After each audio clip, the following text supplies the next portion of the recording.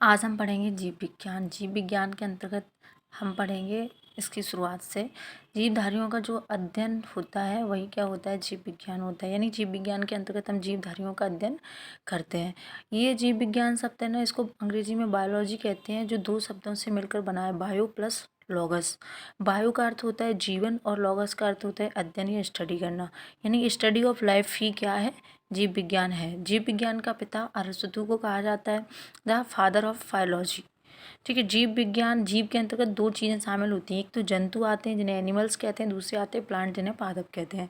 जीव विज्ञान की दो शाखाएं हैं, इसमें एक है जंतु विज्ञान, दूसरी है पादप या वनस्पति विज्ञान। तो जंतु विज्ञान है, इसको अंग्रेजी में जूलॉजी कहते हैं, जब वनस्पति विज्ञान को बॉटनी कहते हैं। जंतु विज्ञान में हम जंतुओं का अध्ययन करते हैं, जबकि वनस्पति विज्ञान में हम पादपों का, पेड़ पौधों का अध्ययन करते हैं। जंतु विज्ञान का जो जनक है वो अरस्तु को कहते हैं, जबकि वनस्पति विज्ञान है इसका जनक किसको कहते हैं, थियोफ्रास्टस को कहते हैं। अब हम इसकी एक शाखा जंतु विज्ञान का अध्ययन करेंगे, यानी जीव विज्ञान की जो एक शाखा है जंतु विज्ञान, उसका अध्ययन करेंगे। इसे अंग्रेजी में जूलॉजी कहते हैं। तो इसका जंतु विज्ञान है ना, इसका वर्गीकरण किया गया था, जिसे अंग्रेजी में टैक्सोनॉमी कहते हैं। इसके अंतर्गत क्या था कि जो इसका वर्ग है, यानी कि इसका वर्गीकरण मतलब उसका विभाजन किया गया, तो इसमें क्या क्या रखा गया, उनका नामकरण कैसे करना है, उन्हें किस वर्ग के अंतर्गत रखा जाएगा, अर्थात जो जीव जंतु हैं उनको अलग अलग समूह में बांट दिया गया ताकि उनका नाम रखना कैसा हो जाए, आसान हो जाए। वर्गीकरण किया गया, इसको अंग्रेजी में कहते हैं क्लासिफिकेशन। तो जंतु विज्ञान है, इसका वर्गीकरण किया गया किसके द्वारा, कैरोलस लीनियस ने किया था इसका वर्गीकरण, जो कि कहाँ के, स्वीडन के एक वैज्ञानिक थे। इनकी बुक थी सिस्टेमा नेचर, जिसमें इन्होंने आधुनिक वर्गीकरण प्रणाली की नींव रखी और उसकी व्याख्या की थी। इसीलिए इन्हें, यानी कि किसको, कैरोलस लीनियस को आधुनिक वर्गीकरण का पिता भी कहा जाता है।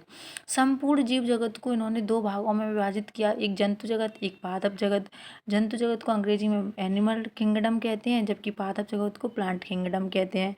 एनिमल किंगडम के अंतर्गत सभी बहुकोशिकीय जीव शामिल होते हैं, जिसमें एक कोशिकीय प्रोटोजोआ को भी रखा गया है, जो भोजन ग्रहण करते हैं, चलने फिरने का काम करते हैं, गति करते हैं, और जिनके जो अंग होते हैं वो विकसित अवस्था में होते हैं। ये जंतु जगत के अंतर्गत आते हैं। वहीं पादप जगत में प्लांट किंगडम के अंतर्गत हरे पेड़ पौधे आते हैं, बहुकोशिकीय समुद्री घास पात आती है, जो कवक आता है, लाइकेन आता है, मशरूम आता है, ये सारे के सारे पादप जगत के अंतर्गत आते हैं। फादर ऑफ मॉडर्न क्लासिफिकेशन, यानी कि आधुनिक वर्गीकरण का पिता कैरोलस लीनियस को कहा जाता है। जीव दो टाइप के होते हैं, एक तो एक कोशिकीय होते हैं, एक बहुकोशिकीय होते हैं। एक कोशिकीय होते हैं, उनमें एक कोशिका पाई जाती है, जिनमें एक से अधिक कोशिकाएं पाई जाती हैं, अर्थात बहुत सारी कोशिकाएं पाई जाती हैं, उनको बहुकोशिकीय जीव कहते हैं। जीवधारियों का 5 जगत में वर्गीकरण किया गया था। इसके बाद जब कैरोलस लीनियस के बाद आर.एच. बिटकर ने जीवधारियों का 5 जगत में वर्गीकरण किया था 1969 में। इसमें 5 जगत के अंतर्गत मोनेरा था, प्रोटिस्टा था, कवक था, पादप था और जंतु जगत था। इसमें मोनेरा है, इसमें जीवधारियों को एक कोशिकीय प्रोकैरियोटिक कोशिकाएं पाई जाती हैं। जीवधारी होते हैं उसमें कौन सी कोशिकाएं पाई जाती हैं, तो एक कोशिकीय प्रोकैरियोटिक कोशिकाएं पाई जाती हैं।